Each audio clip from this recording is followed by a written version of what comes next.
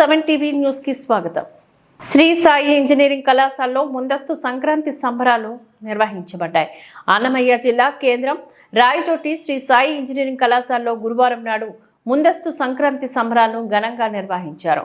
ఈ కార్యక్రమానికి ముఖ్య అతిథిగా రాయచోటి పట్టణ ప్రముఖ చిన్నపిల్లల వైద్య నిపుణులు డాక్టర్ బయ్యారెడ్డి మరియు విశిష్ట అతిథిగా ఆర్యవైశ్య సంఘ పట్టణ అధ్యక్షులు పాపిశెట్టి సురేష్ హాజరయ్యారు.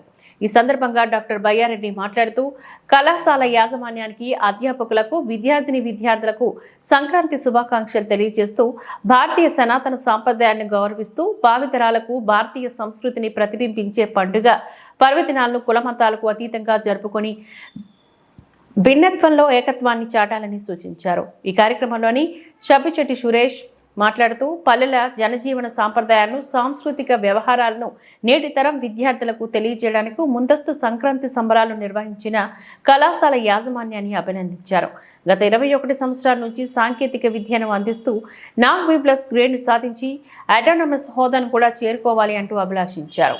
ఈ కార్యక్రమంలోని Lions club zonal in charge Surender Reddy, VRDA ప్రతినిధి అల్లా బకాష్, వివిధ విభాగాల అధిపతులు, అధ్యాపకులు మరియు విద్యార్థులు తదితరులు పాల్గొన్నారు. దేశంలో రెండో ప్రపంచ యుద్ధం కొన్ని లక్షల మందిని చంపేశారు. ఇదే నా సైన్స్ చెప్పేది. అందుకే ఐన్స్టీన్ తన జీవిత చరమాంకంలో ఏం చెప్పాడంటే, నేను కనిపెట్టిన E=mc² అంటే బాంబులను తయారు చేయడానికి ఫార్ములాను తయారు చేశాను. ఈ బాంబుల వలన ప్రపంచ శాంతి రానే రాదు. ప్రపంచ శాంతి కావాలంటే కేవలము భారతదేశ ఆధ్యాత్మిక జీవితాన్ని అవలంబించాలని చెప్పారు. అదే భారతదేశం యొక్క గొప్పతనం. ఇంకా ఈ దేశం యొక్క గొప్పతనం చూడండి. ఒక కిరాతకమైన సామ్రాజ్యవాది అలెగ్జాండర్కు భారతదేశ సంస్కృతి అంటే ఏమో నేర్పించారు. ఆయనకి